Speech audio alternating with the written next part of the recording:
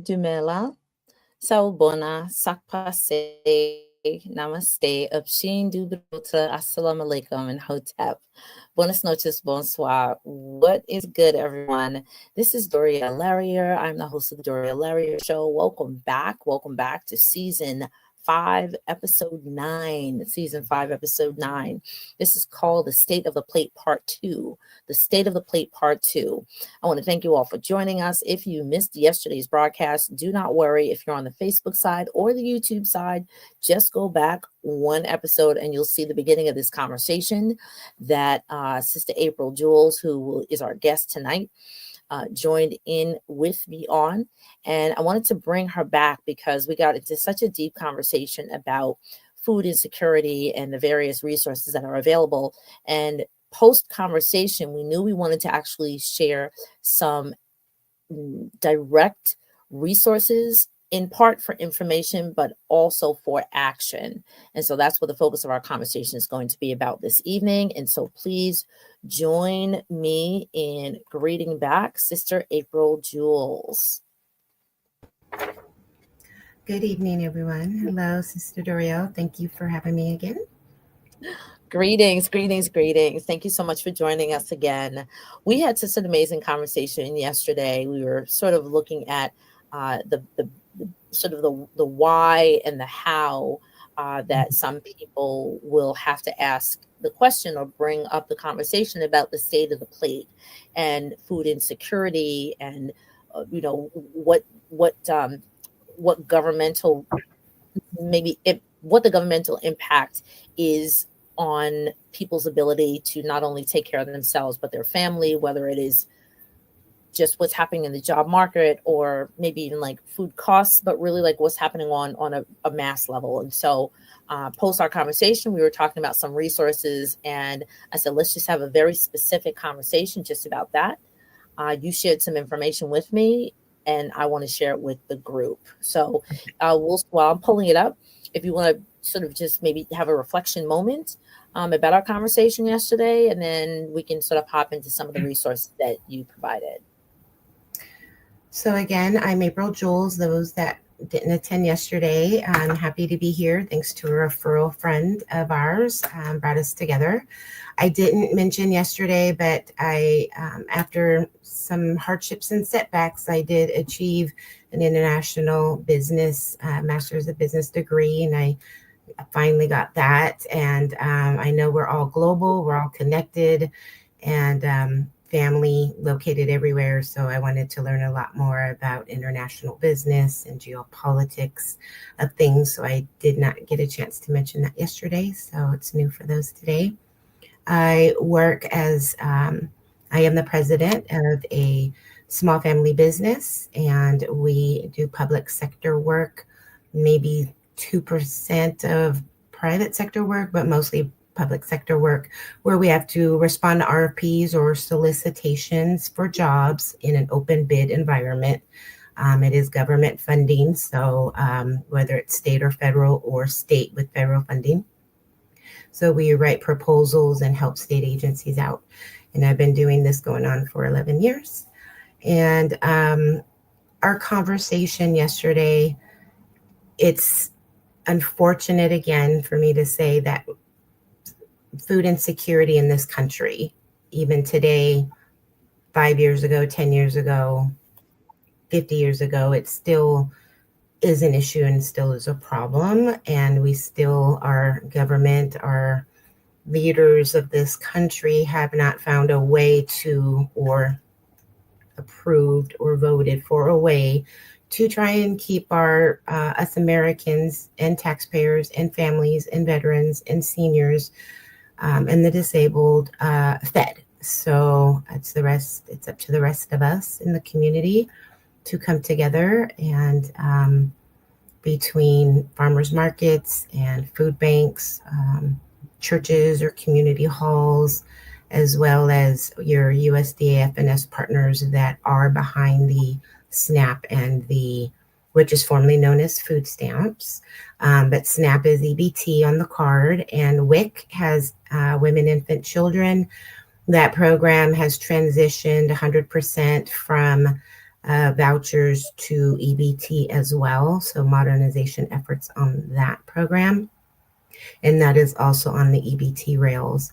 And some of the links that we'll go through is to inform you of where to go for information, since there's not a as I mentioned in the last show, an Amazon of everything that you need and where to find it without multiple clicks. But unfortunately, that hasn't been created. So we've given you some, and you can read up, bookmark, share, and you could even send some questions later or in the chat, or send it later for some follow-up. But it's for you to be informed where to look, as well as what's the process. The process, yesterday we talked about barriers, but today we're going to talk about what is the actual process for the federal government to get food, or food benefits, we should say, to the SNAP and WIC recipients, and even seniors through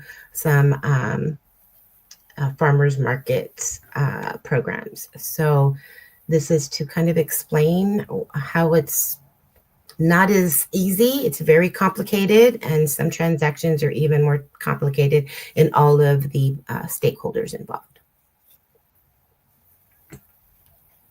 So thank you for sharing that and providing some cover to this conversation. In one of my dialogues during today, I had reached out to an extended family member, a community member who participates. I think I mentioned it yesterday. Who participates this is my vernacular, this is my terminology, as a distribution house. So shout out to Baba Liwanika and Mama Naima Senghor in the Flatbush section, or I guess it's Prospect Lefferts Garden section of Brooklyn. They go by their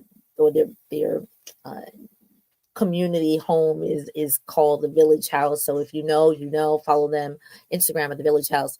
And I was speaking to her today about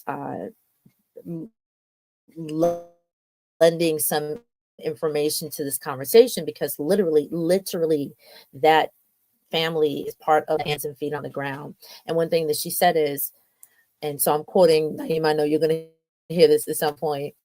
She said, there's a group of people that may directly be, and you were talking about, eligible, right, for SNAP, EBT, that community.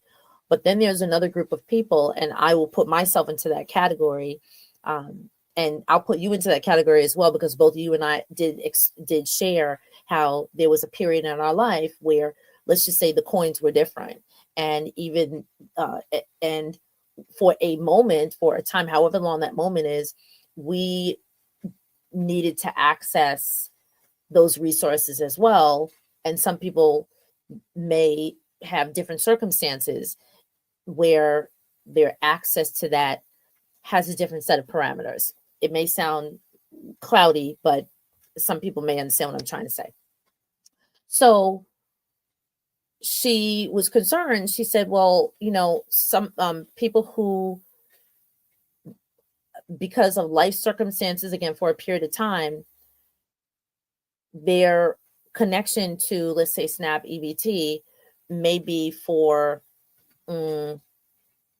how did she describe it? I think she said that the government, to an extent, sometimes takes care of a group of people that will receive the benefits through SNAP and EBT. All right, now let me say, she's like, but I'm also concerned about those people who may be on a regular basis paying, let's say, the mortgage or whatever, but let's just say their mortgage rent is, let's say, $2,000 a month, but they only get paid, let's say, $2,100 a month.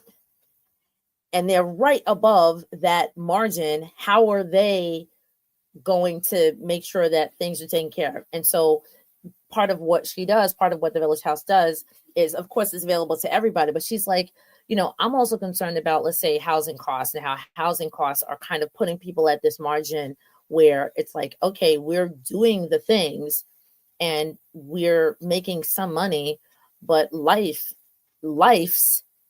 and we're so tight on this budget, but we're not necessarily eligible for, let's say, SNAP or the other, let's say, governmental resources. And she's like, so what about, what about people in that conversation as well? It's almost like, and this I don't want it to sound harsh at all, but it's like too poor to be rich and too rich to be poor. You can participate in some resources available, but there are other moments where you can't. Actually, like you said, I think you were describing how, like your unemployment check puts you at this tiny window where, you were unemployed. You tried to take classes in order to, jump your accessibility to income bearing, opportunities later on. But then they made you actually cut it back. Like how, and I was trying to figure out, how does that make sense? How does that make sense to people? So, just wanted to make sure that this isn't it's not a marginalized conversation. And as I said, I think I said last night, we're all like maybe 2 or 3 paychecks away from needing, everybody needing resources. So resources, assistance. What we're going to share tonight, again, I'm going to pause. Say it again. I said resource and assistance. And I mentioned that yesterday. It's wages kept up with cost of living, or on the reverse, and also too, the capitalism of corporations and certain groups not paying their part because they're the upper echelons of the hierarchy, the 1% or what have you, not putting in their part. We don't have what we need as Americans. They're not putting in their part, and the rest of us are working ourselves unhealthily to be able to afford everything. So it's economics. It's economics. Everything is relative. It's expensive to live. Housing has got so expensive. It's overinflated. We saw what happened in 2008. Food is expensive, not only because of the tariffs, but now the demand is there, but the supply is low. Farmers are going out of business. The tariffs are slowing down supply. So that brings cost up. We also have the monopolizing or conglomerates of stores merging. So now you have less options. So therefore they can now increase those prices. And then the additional restrictions and barriers just to be able to get any help. But we're taxpayers. But then you have other taxpayers that want to say, oh, I don't want my money going here, or I don't want my money going there. Not realizing, like you said, all of us could really be 1 to 3 paychecks of needing that. And some people are realizing that now. There are some portions of the country that always vote against their best interest and are dealing with those repercussions now. But yes, I'm glad you spoke with your friend, family member about all of this. It's all relative. Excellent. You're right. You're right. And so I wanted to just make sure that I think at this point in the political streets, let's put it like that, that the concern about, I think we spoke about dignity yesterday with, let's say, being on the food line, and how the grannies are sitting there for hours, and but it's a lot of us. It's a lot of us that dignity now, it's sort of like shrouded in, listen, it's not even an issue of who's on the line, who's not on the line. We all can utilize some support. We all can utilize some help. And so I want to thank you 1,000 times. Thank you not only for coming on and chatting with me, but us doing sort of like the prep work, you gathering resources and then also coming on for part 2 in order to share some of these resources. So for those of you who are watching, and I do see some people watching, oh, thank you so much, because I see more people watching. And we're on Facebook and YouTube right now. And so if you would do us a favor, if you would just shout out, especially if you're from an organization. And so I'm going to, for about 3 seconds, speak about that. Shout out the organization that you are connected to or that you know can utilize this information. And that be, whether that be a community-based organization, social justice organization, church or faith-based organization, community, doesn't matter. Just drop in the chat. I'll probably only be able to see it on YouTube, but I'll pull up Facebook as well in order to see that. So I just dropped, and I'm going to pull it up on as underneath our names, or I'll put it up as a ticker here. These are resources for what we're calling the state of the plate. Thank you very much. So we came up with that title. So the state of the plate. And oh, thank you. I appreciate. Okay, shout out my NCNW sisters. So actually, I'm going to shout that out as right now. Thank you very much. And I know, Sister Lisa, that you're sharing that with your section members. So I'm going to pop into that for a moment. So let me just pull up Sister Lisa. Thank you. So she said factual income is too high for benefits and low or not low enough for help. The working poor is what is often referred to. Yes, yeah. Absolutely. So I wanted one of the reasons why I really wanted to have this conversation this weekend is because I am with Sister Lisa. Thank you very much. So this is my NCNW co-op sister, co-op city sister. Thank you very much for showing up. We have just returned, like the hundreds of us have just returned from an amazing event, which was the 90th anniversary of the National Council of Negro Women, of which Sister Lisa, who just popped on, she's a section president for a section of women up in Co-op City in the Bronx. The other hat that I wear is as section president for National Council of Negro Women, or NCNW Flatbush. So I'm the section president currently of that section. And we just came back from this amazing convening of what we call the Affiliates Assembly. And that would be about 30, I think it's now 38, we're excited, 38 organizations across the country, women-led, Black women-led organizations that are under the umbrella of the National Council of Negro Women, started in 1935, December 5th, 1935, by Dr. Mary McLeod Bethune. And there's a whole story behind her. I have another show that I just dedicated to her, and I'll do another one shortly, but this conversation comes out of that. So we gathered this weekend, and we were talking about, and Sister Lisa, please help me out. I believe it's rising to the top, hand in hand.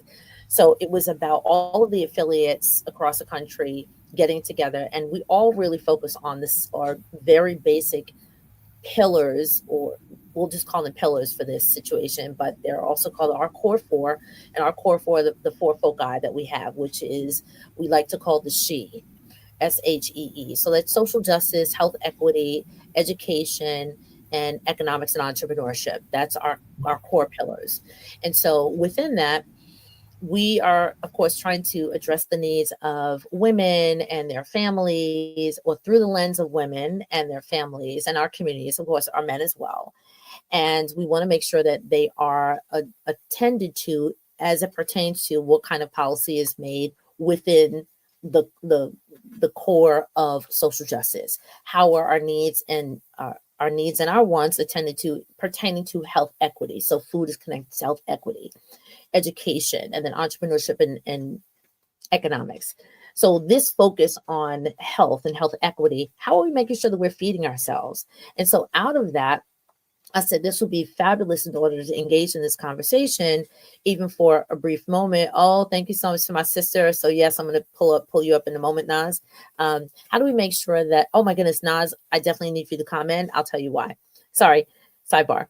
How do we make sure that we are taking care of ourselves? And in this situation, on, let's say, the back end, and I'll actually bring my one of the comments that's up right now, on the front end. Like, so in essence, the back end would be like the reaction to food insecurity. And so that's one part of the conversation. The front end of the conversation is the preventive, which is, and I'll bring up my sister's comment. So this is one of my sisters, and this is actually one of my community sisters. So this is Sister Nazalma, and so she's actually watching from across the waters, the Virgin Islands, and she says good food is dedicated to cultivating a thriving and just local food system in the U.S. Virgin Islands. So currently, that's where she's watching from. I thank you so much. So this is my big sister, and she is actually growing her own, literally growing her own, not even a garden. We're not even talking a garden. Like, and Naz, I would love for you to just type in like how many acres. Compound, Hello? like Are a you there? compound, like a whole food compound, like. Y- Yes, yes, yes, yes. She's actually, part of her family's land, and she's Mhm. growing numerous crops. And Nizam, if you're able to type in the type of crops that you are growing, and so she sort of helped allowed us to journey with her of like the beginning to where she is currently on what she's growing. And so as we are, as a matter of fact, I guess there'll have to be a part three because like talking about growing our own food, which definitely we need to be able to do, at least know And about. that's huge right now. Huge. That is the new thing right now. And it shouldn't be Absolutely new, but it is. People are correct. realizing. Correctly. And so whether or not you have a parcel of land like my sister Zalama does, or and that again, that's on the preventive side, versus the reactive side, whether you have like this big plot of land and people, again, I live in the city, I live in Brooklyn. Now, oh my goodness, this definitely has to be a part three because now I have to talk about people who are like taking, little parcels of land and like turning it into their opportunities to grow their own food. So let me mark that down. There are some people who, they're using their front stoop. There's some people who are using their fire escape. There's some people who are using just like the little pots on their kitchen counter to at least grow herbs or, some small, and Absolutely. I can't call it a cash crop, but you know what I mean. So there are many opportunities that people are utilizing in order to learn how to take care of themselves. And whether the connection is that we're, and I'm saying with air quotes, going back to the old time way, or the connection is I want to, remember some of the things that whether it be your grandma, your grandparents or your great grandparents, and like keeping that little bit of make sure that you keep your green thumb, the green thumb that has been in all of our families to whatever extent, whether no matter if we were born on this land or our families were born in the Caribbean or I'm saying this land meaning the North or in the South, or we're one or two generations away from being from another country. There is part of an agricultural thread within our DNA somehow, some way, right? And so, how are we continuing to, all pun intended, cultivate and remain connected to the agricultural thread? How are we doing that? And now, whether it was extracurricular, it is becoming it's becoming like more mandatory, Survival. Hmm. right? Survival. So that being said, now let's delve into some of and definitely we have to have another conversation, and again, talk about some people who are literally growing things, again, on their back porch, little planters in their house, or they have some land. Yes. So I'm going to open up this document. Yeah, I'm going to open up this document that we uh, put together, and the link is in the chat. It is in the chat. And so here we go. So if you're on the YouTube side, I believe it's definitely up on the YouTube side. If you click on that link, you will be opening up this document, which is again free 99 to everybody. It's no big deal. It's just it's a PDF, but it has all of these links. So um, I did try this before I came on, so I'm praying that it's going to work. Again, I'm Mhm. literally going to go through a couple of the sites, and then you all can take a look at some of them yourself just to see what is available. Now, the links, I think I have to move this over a little bit more. Okay, so the links are kind of set up in two categories. The first is the USDA Food Nutritional FNS website links, and then there are NPOs, nonprofit organizations that have information that's available. Oops, let me get back down.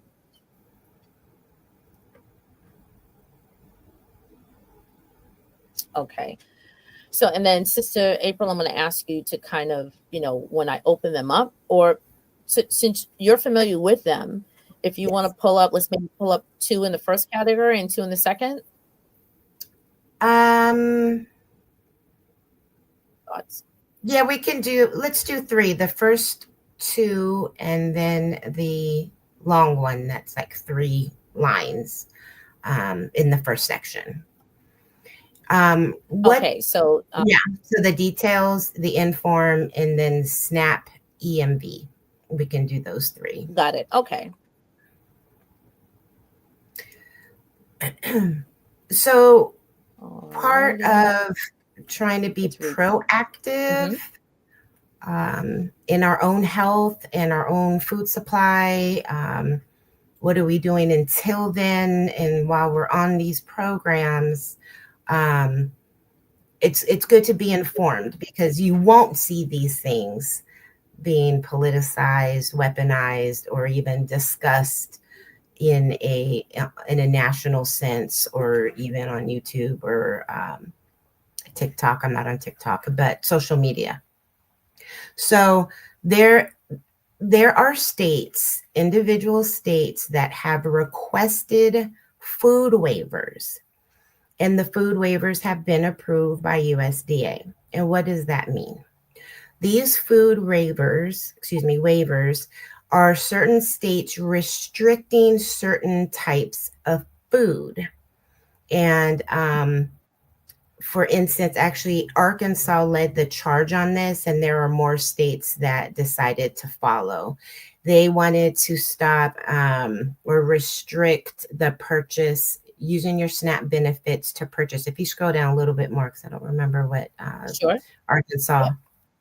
Arkansas, to restrict the purchase of soda, fruit, and vegetable drinks that have Wow.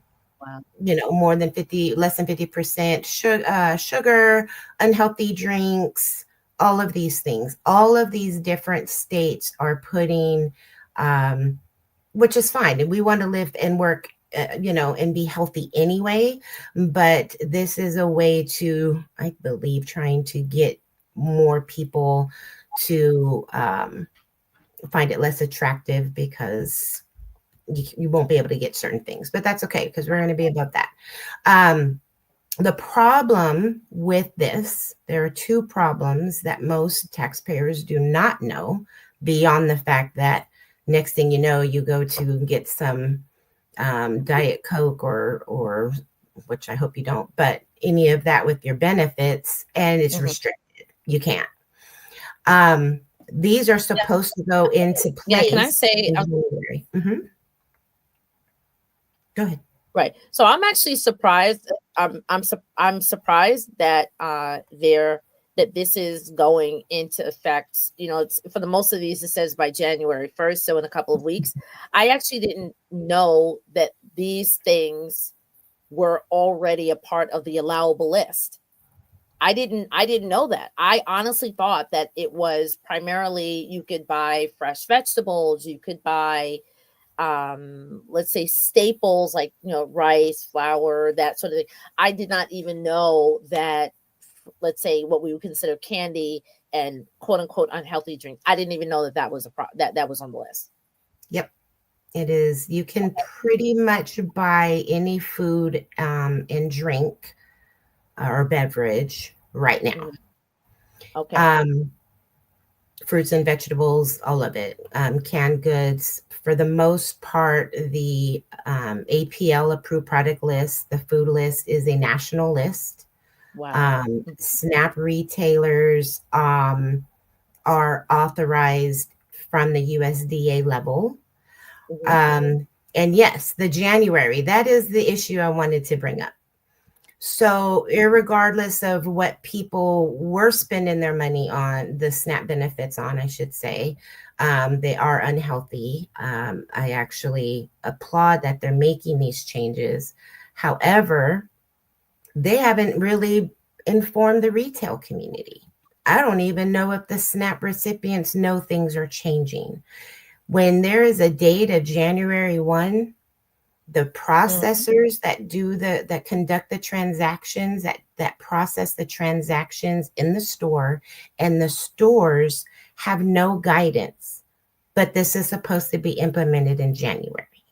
So this is what we're dealing with. So a lot of people in the entire ecospace of Snap, which are Mhm. your retailers and your community and your processors, the processors know, but there's no plan.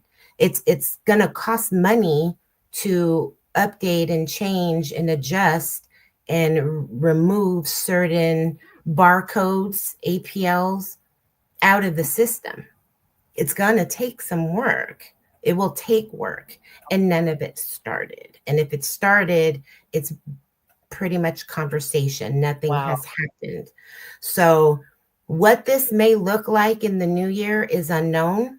If they're going to change the dates and push them back and have USDA provide more guidance, is still, we're waiting to see what's going to happen with that. The gray areas are bordering states of the green states that are implementing. Why that's important? Because SNAP is Right. across state lines, and they still, and they meaning USDA, haven't determined, is it at the source of where you purchased, or is it from the source of your issuing state agency? So if Oh, I live in Texas and Texas is implementing those restrictions, but I want to go to New Mexico doesn't have the restriction.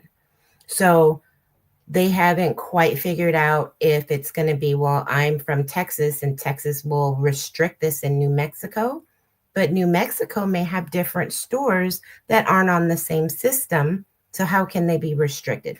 These are wow. different things that haven't even been ironed out, but it's supposed to get implemented in January 1. So those are my twofold problems. There's lack of communication and guidance to the states, to the retailers, to the third-party processors that perform the transactions at the POS device machine, Mhm. which are um, they're integrated machines. They're able to transact debit cards, credit cards, WikiBT, TANF cards, WikiBT, all in one. So when there's changes, there's software, there's a whole process that needs to go through on the back end from processors, from the EBT providers. Nobody really knows this. They're hungry. They have their benefits. They want to go eat, but there could be some disruptions and there will be some changes coming forth starting next year at some time when it comes to these restrictions. Okay. And So oh, then let me act as I'm going to put myself in the shoes of someone who either has the card, I'm receiving SNAP benefits, I'm receiving WIC. If I go to, and I'm going to use like my local store, and I don't even know if I could do this, but let's say I go to the Dollar Tree. yeah, Okay. Dollar Tree's Okay. authorized. Mhm. I go to the Dollar Tree, and on December 30th, no, let's say December 15th, right? It's coming up next. And I'm thinking about this because maybe I don't know when people receive their monthly allotment. I don't know. But let's say I go December 15th, and maybe I go every other week. So December 15th, I go and I do my regular shopping, what have you. Then I go January 2nd, and I go again, and then somebody is going to stop me at the cat, or this cashier is going to say, this is no longer allowable. Wait, or am I getting a letter from Snap, WIC, whatever, whoever the agency is, and saying, as of January 1st, this will no longer be, you can no longer purchase these type of items. Shouldn't I be at least getting a letter prior to January 1st? Yes. And if you have not received one from a state that says January 1st, then it's because there's no implementation plan, or they're in planning stages to do this, because this is not just, oh, just turn this off or fix that. There's a lot that is involved. So yes, one, you should be informed, whether it's from your local office, as well as if the retailers know, they can start putting up their, signs. SNAP is Okay. changing. Reach out to your WIC Communication state office. agency and talk about it, because most the breakdown of communication is typically between two people that are most vulnerable because they have little information, and that's the cashier and the participant. Oh, Everything going on in the background are the other stakeholders. And to avoid conflict, long lines, upset people are already upset. They're already having, rage and everything else. Then to get in line and half your order is now not approved and you didn't get a list. So my advice, is to reach out to the agency, if you're a bordering state or a state that has a rollout date. Mostly, I would say the January ones, the ones that are March or April or a little bit down the line, they still have some time to get it together, mm-hmm. um, and ask them about it. Or, how is this going to impact me? Are we going to have issues when I swipe my card? I haven't received anything. Is this really going to happen January 1? And people should just start weaning themselves off and just know that it's coming. So you're not in a shock or what have you, but nobody really knows about this. Maybe some, but not too many know. And here it is on publicly available information, but a website from USDA, but not many people know to look there. Once they get their benefits and stuff, they rarely go back and see about updates. And sometimes some administrations are just not as transparent. Okay. Thank you very much. So again, folks, this is a part of the clickable link that is in the YouTube side. I think it's on the Facebook side. I think it is. And you can utilize this to see and to share. The whole focus of this is please share it with people in your churches, people in your faith-based organizations, people in your community organizations. Share it, share it, share it. It is available and people can utilize it, because you never really know who in your circle may need it, but it's better to be more informed than less informed. All right, I'm going to stop And sharing. one other thing with the restrictions, especially when it comes to sugar, they still haven't quite defined if I got chocolate chips to bake with, is that also in the same line as a candy bar? That hasn't been defined either. So say that again. So if What do I you mean wanted by to that? get chocolate chips to make cookies, make my own cookies, or Right. maybe brownies or something. I mean, it's healthier than buying the packaged stuff, but maybe it's not as healthy.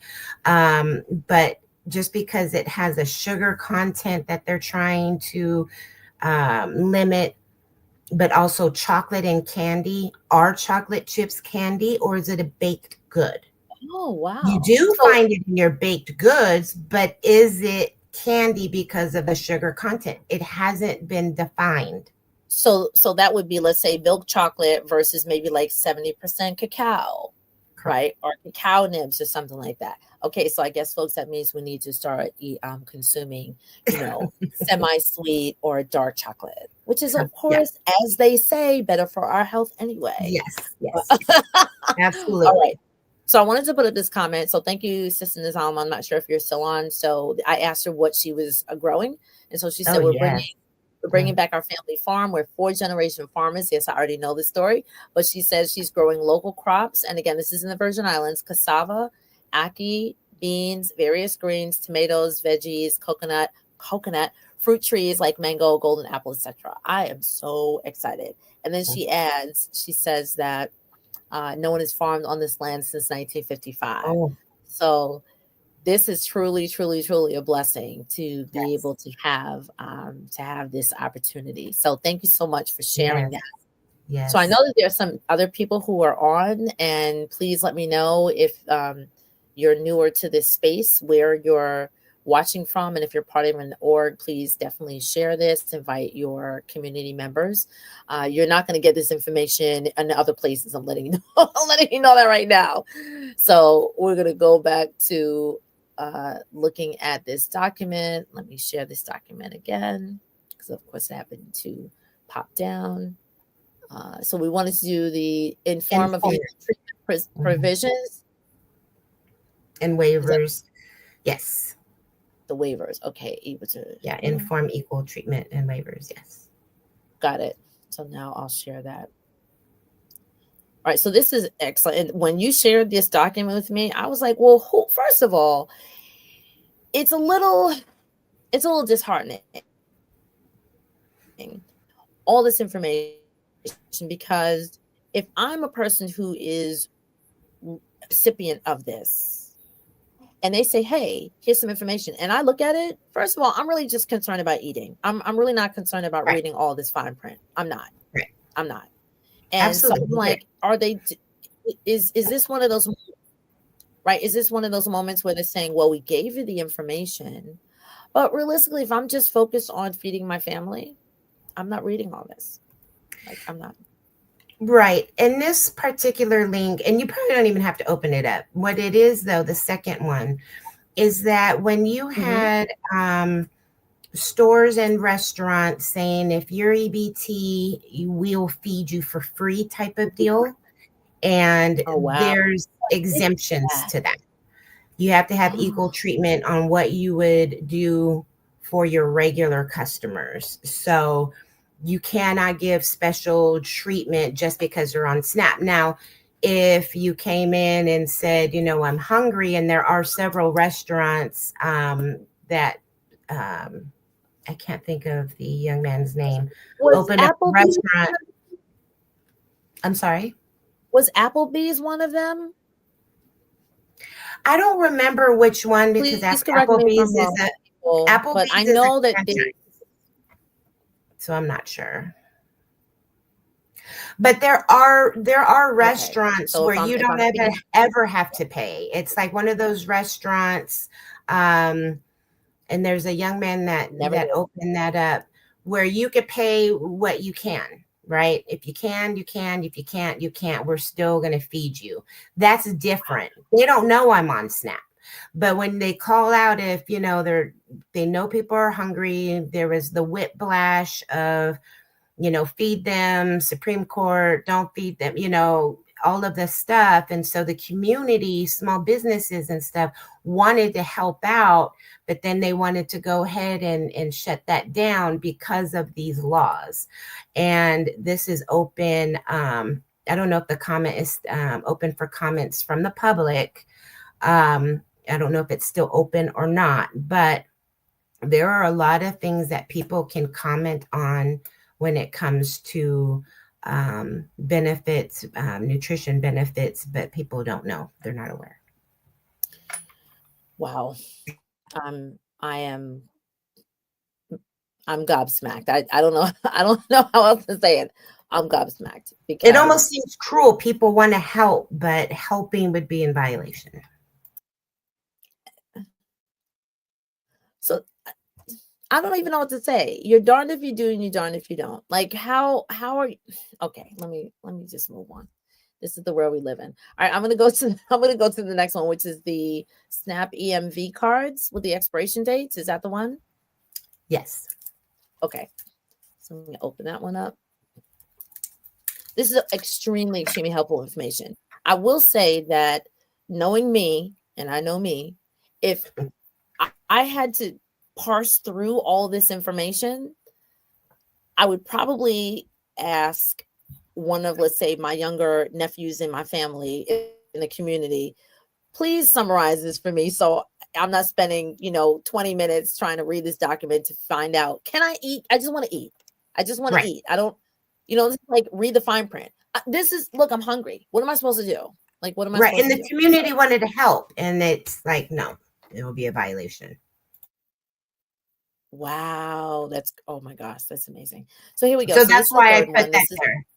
I put that link in just to be able to, the previous one on the equal treatment, just because that was out there during the shutdown, and some people didn't quite understand what it was, what it meant when stores, restaurants, small business owners wanted to help feed people.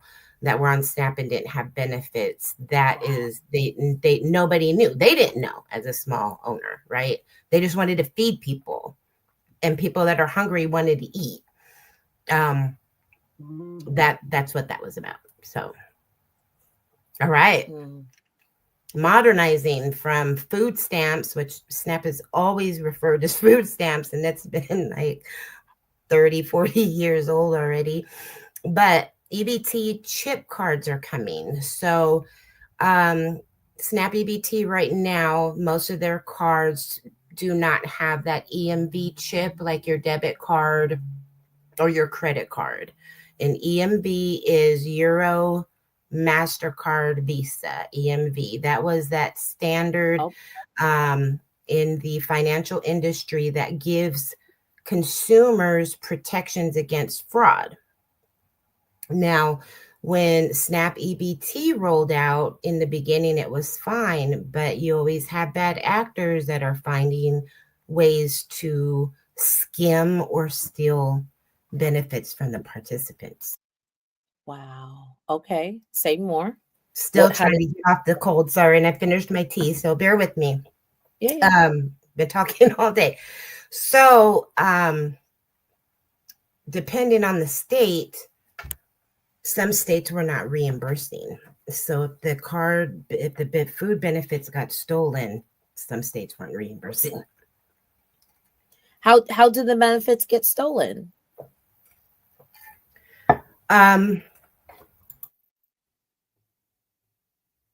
They're getting stolen. They're capturing it at the swipe, and it's not as secured. And with the PIN.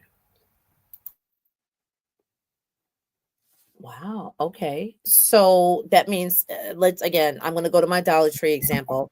I'm at the Dollar Tree. I'm getting my food items. I go to the register. I swipe my card. And let's say I have $200 on my card. I only use $40 on the card. How is someone able to get access to that other $60? So some of the machines are corrupt, and sometimes the retailers are involved, and sometimes they're putting an overlay over it. So the retailer may not know. Who's putting the overlay on it? The retailer? On the machine. It could be someone in there shopping and they realize no one's really in the front, and they can go ahead and put a machine right on top of the machine. And so when you swipe, it's still going to show it's coming off your card. It's even going to show for the store, but now they have everything else for further transactions. Oh, okay. So I think I've seen some, I don't want to say documentaries, but those exposés about some of these scams where they're, like adding something. I think I've seen some of that, or just like it's at the bank, like at the ATM, there are some people who try to scam and like add something. Yes. Oh my goodness. Listen, folks, if you know this information, great. Type in the chat that you already know. And this is like old hat, but I'm just telling you, this is new information to me, and it can be beneficial to somebody else. So please make sure that you're sharing this with, again, your community, your whoever. Just bookmark this, like, comment, subscribe, set your notifications, because this is the kind of conversations that I love having.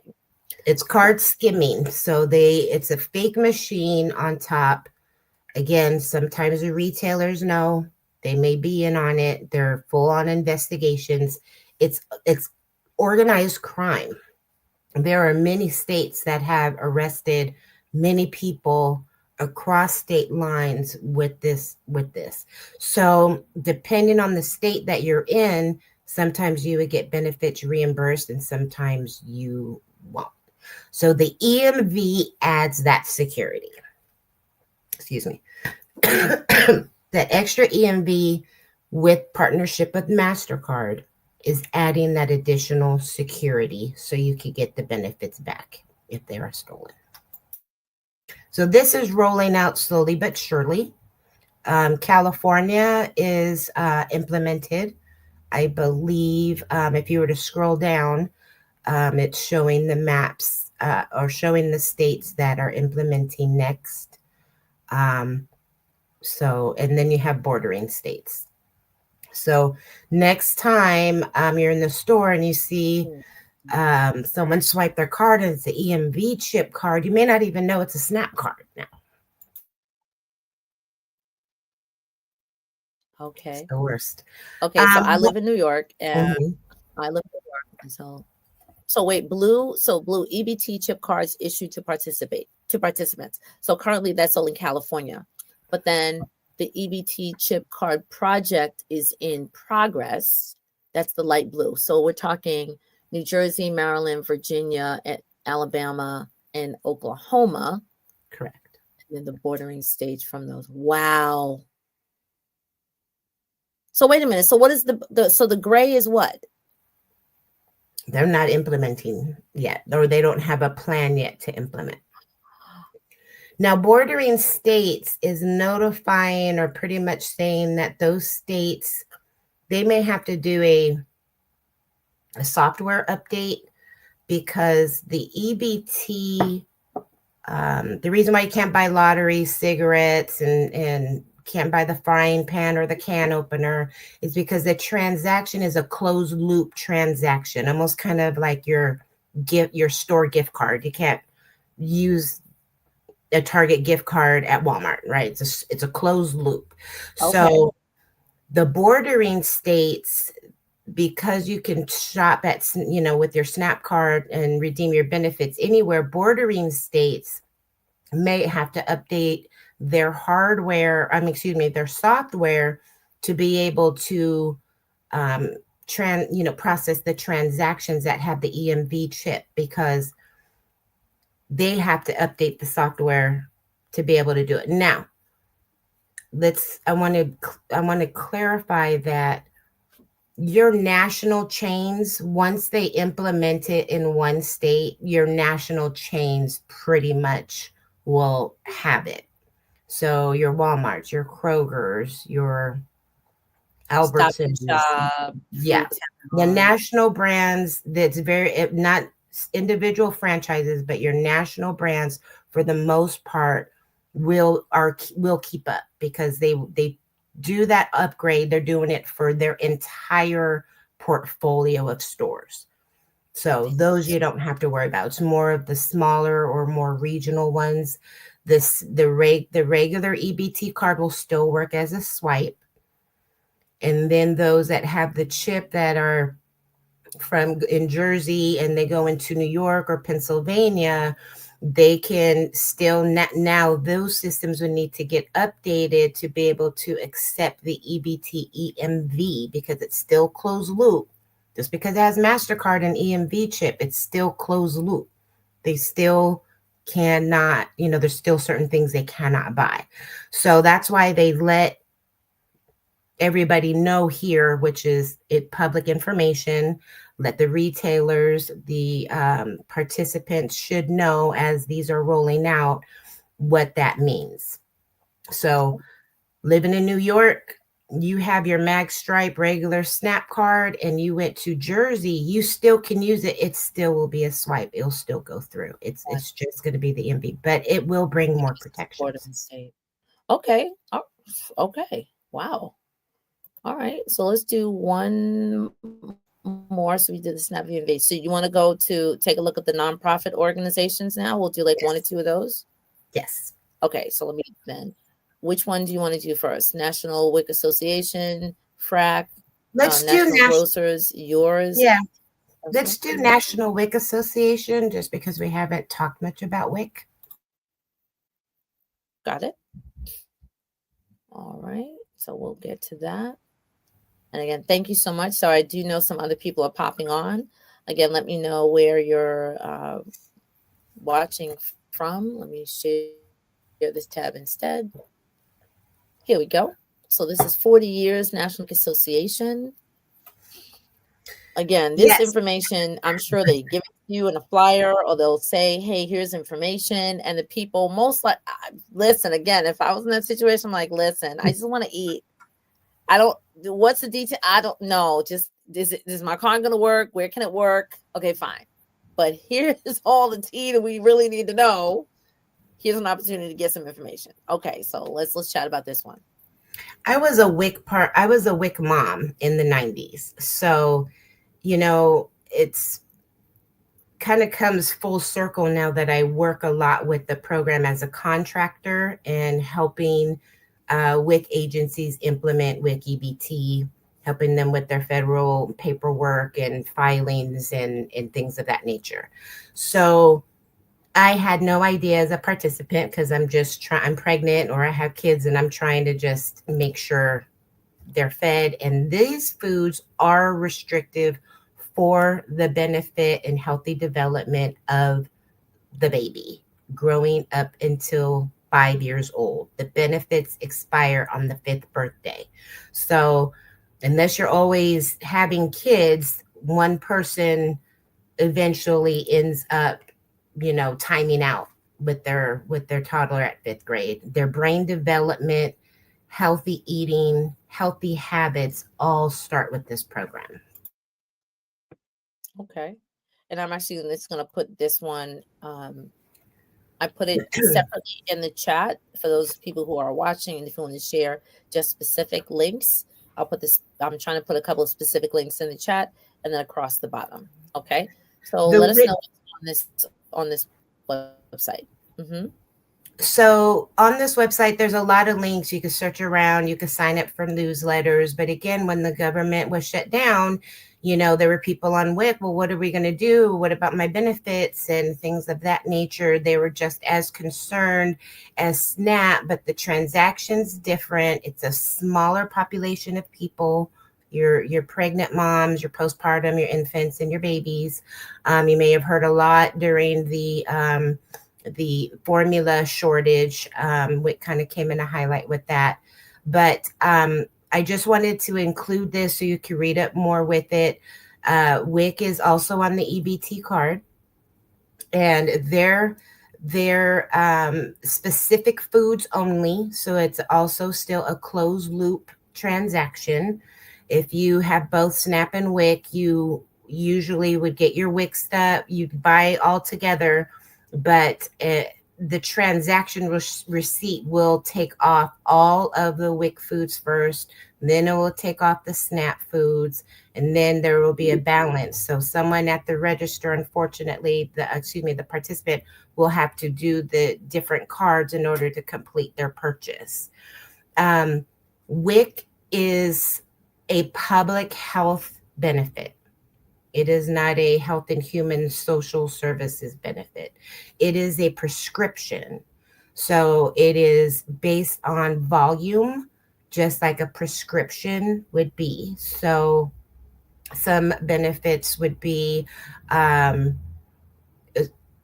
64 ounces of fresh juice, 100% juice, or 120 or 3 gallons of 1% or 2% milk. I mean, they're in units of measure sizes, and that's what makes their transactions so much differently. And real quick, just to give some background, the retailers that are approved to serve the WIC community, a good overlap also serve the SNAP community. The difference is the SNAP community retailers are authorized from the federal level, and the WIC community level retailers are authorized per state. And that's why WIC can't go to any other state and use their benefits, but SNAP can. So every state, so during the shutdown, every WIC agency would have a different message to relay to the same retailer that would get a different SNAP message from the SNAP USDA people, because the retailers have two bosses essentially to provide those programs to be an authorized retailer. So SNAP is let's say nationwide, but WIC is state based. It's nationwide as well, but it's state specific. Okay, I'm going to put that. Let's say state specific because of the foods. So I spent a lot of time working with the WIC program and implementing their EBT.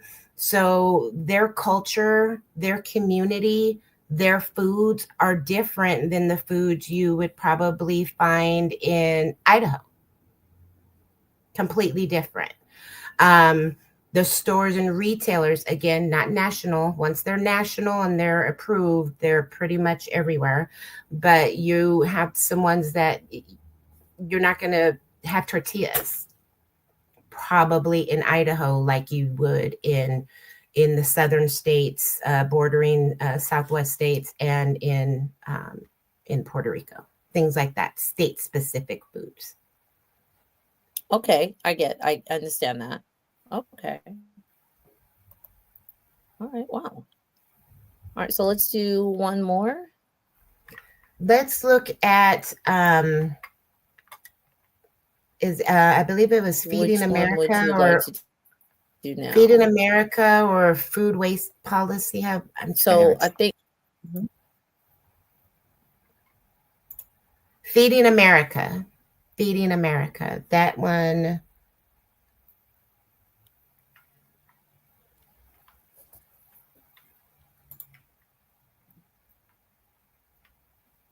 We could do got it. Feeding America. Okay.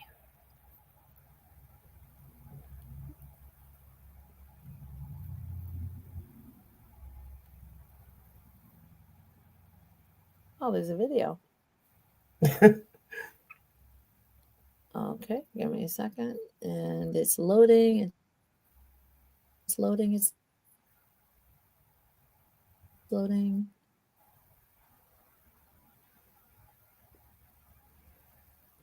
Again, thank you very much to the people who are here. Video on this document as well, story of women and children dead.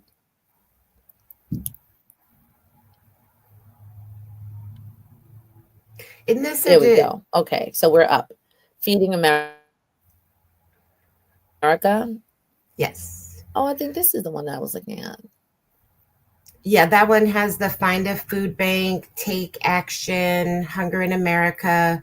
They are within the community that we also work in. I haven't worked with them personally, but these are organizations that are there to help, and they also advocate. They're just like yesterday with the Food Research Action Center, National WIC Association also as well. There are others that are advocating. I think what I liked about this one, can you hear me? Mm-hmm. Yes. So I'm going to put this specific link in the chat so that people can see it specifically. So this is feedingamerica.org until April, you back? I'm here. Okay, great. So this is feedingamerica.org. Okay, great. Now I hear you. Feedingamerica.org. And when I saw this one, I thought, again, I'm always trying to find documents that are just easy to navigate. This one was very easy to navigate. If you click on, wait, let me just go to the box. I'm sorry, the top. So it's Hunger in America, which is sort of like an About You page, Our Work, which is, I guess, like their mission, Take Action, which is sort of like, what can you do to maybe support the organization and maybe support your community. But this one, Find a Food Bank. This is put your zip code in, and then it'll show you food banks near you. So let's take a look at that. Prayerfully, it should open. Is it going to open? It should open. And I live in New York, so I was like, all right, where should I go? So I actually a community or a zip code that I'm not sure how many food banks are available. So I put in I put in 100 or 10001, which is sort of like lower Manhattan, because I wanted to see what type of food banks would be available in lower Manhattan. Now, for those of you who don't know, if you're not in the New York area, lower Manhattan, or like sort of, yeah, let's say lower Manhattan, like below 59th Street, there's a plethora of small communities, whether it's Gramercy Park or it's Chelsea or Lower East Side, Hell's Kitchen. So there's a variety. Interestingly enough, there's a couple of little pockets that have different, basically like real estate income, real estate levels. Let's put it like that, or income groups. So is it gonna go? So when I did this yesterday, why isn't it going? Is it coming back? Come on. Oh, now it's not doing it. Well, if it's not going to go in a second, then I'm not going to force it. But it's very interesting to put in a zip code of a community where you think you know the income level of that community, of that zip code, and then to see what kind of food banks are available. So I don't know why it's stuck, but it's something that anybody can do. And this literally is across America. So I would suggest that people take a look to, again, see if you know nothing about food opportunities in your community, if you want to give it, if you want the resource, again, let's say, again, for your organization, the catchment area that your organization covers, or the zip codes that your organization covers, or maybe a church that you work with, or a faith-based organization that you work with, or even a school that you know in your community, or a senior center that you know in your community. Use this particular website, feedingamerica.org, type in a zip code, and then they will definitely show you what types of food banks. And there's like one icon or one colored dot that represents the food banks, and then another colored dot that represents the pantries that are offering groceries and other food stuff. So it's something that can definitely be used. I'm really sad that this is not working right now, because it worked last night, but I definitely wanted to show that one to you. So is there one other one that we want to show before we wrap up for tonight?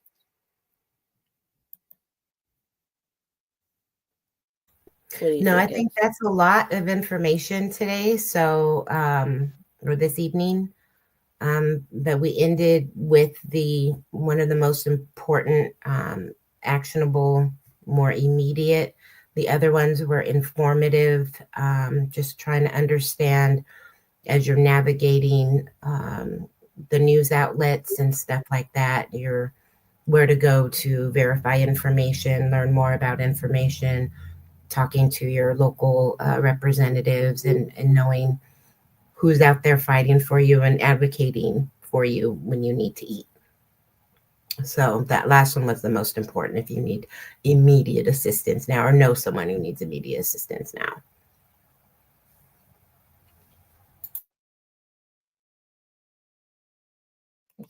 Excellent, excellent.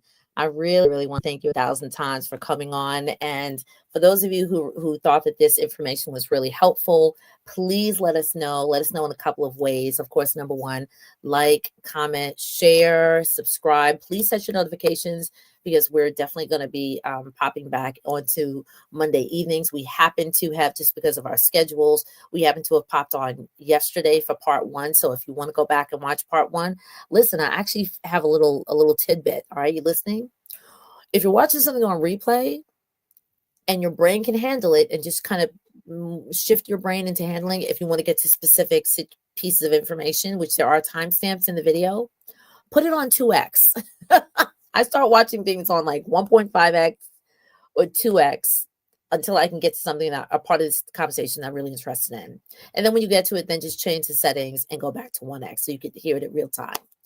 But yesterday we spoke for a little under, like maybe 50, 55 minutes. And so we were just talking about like the behind the scenes. Not the behind the scenes, but like the background information, the foundational information of this conversation. Tonight, of course, we wanted to focus on the resources, just like what is out there if there's a conversation about food insecurity. Where can I go? Where can I send or grab something really quickly, send to my organization, again, my faith-based institution, even family and extended family members, my child's school, my child's principal, or, high schools, whatever. So many people are just dealing with, look, I want to make sure that I can eat.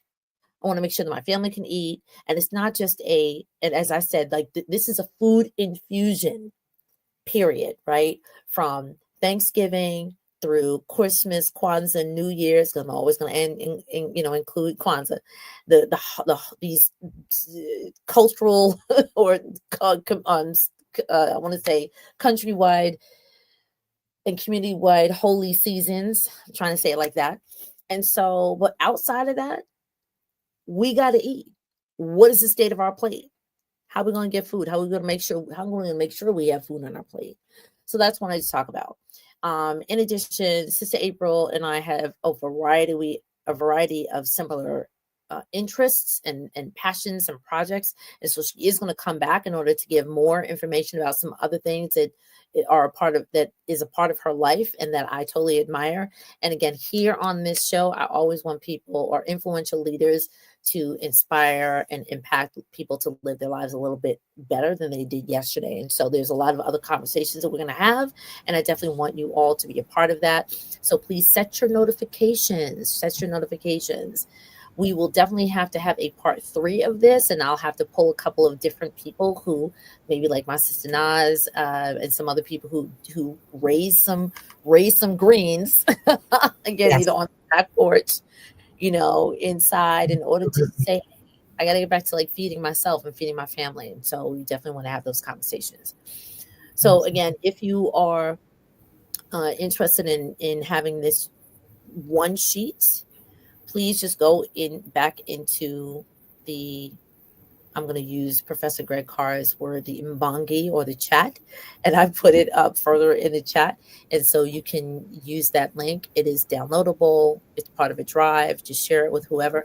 And if you are using it, please just let us know, because as I continue to grow this platform, I want to at least try to pull in a little bit of hands-on resources that you can utilize per conversation that you can then take with you, because this is Learn to Grow You. This is Learn to Grow You, where I plant seeds to help you grow. I want you to leave with something that you can utilize for yourself and pass on to somebody else. If you get nothing else, at least get the downloadable. At least have something that's paper, right? Or if you're going to print it out, so that you can share it with other people. That's my whole focus, that we are smarter and we're greater together. That's why we're here. So Absolutely. Any final thoughts and words for this conversation? Because again, now that I'm thinking there's going to be a part 3, there's going to be a state of the plate part 3. I can't wait to talk about, growing our own food and becoming healthy again and bringing more traditions, taking control of our food sources, what's in it, planting, all of that. So I'm looking forward to being a part of that conversation when that comes. But thank you so much for hosting me for a second day. I do hope the information was informative. I did want to make sure that the community kind of could put some context to the noise that was going on during the shutdown, and that there are new threats of SNAP getting pulled again, with private information wanting to be shared with the executive office. So there's news about that. You could look that up. So yes, I wanted to have the community armed with information, let me emphasize, and where to get it. Yes. And thank you for hosting and having me. Thank you so much. So again, folks, please share this information. If you think this was helpful, please let us know if there are other topics that even within the topic of food insecurity or food issues, let us know and we'll find people. Sister April was a referral, so I love referrals. It's fabulous. I think more people like, hey, Doriel, I really think you should talk to this person. No problem. Let's just make sure it's something that I can talk about, and this food is what I can talk about. So again, let's do this work together. So peace and blessings. This is a Learn to Grow You moment where our plans seeds help you grow. Sister April, stay with us. I'll see you in a second. I want to just remind people that, again, we are here to make sure that we are all doing this work together. And as I learned this weekend at the Affiliates Assembly for the National Council of Negro Women, celebrating our 90 years of existence and our 90 years of doing the work of taking care of our families and community, that we can do it together. We can do it if we join hands and if we join the knowledge and the information that we have as a community. So once again, peace and blessings. It's Learn to Grow You moment where I plant seeds to help you grow. And stay tuned, set your notifications, because we will be back in a few days with another conversation. And thank you to my family for making sure that April is now a part of my network. You know who you are.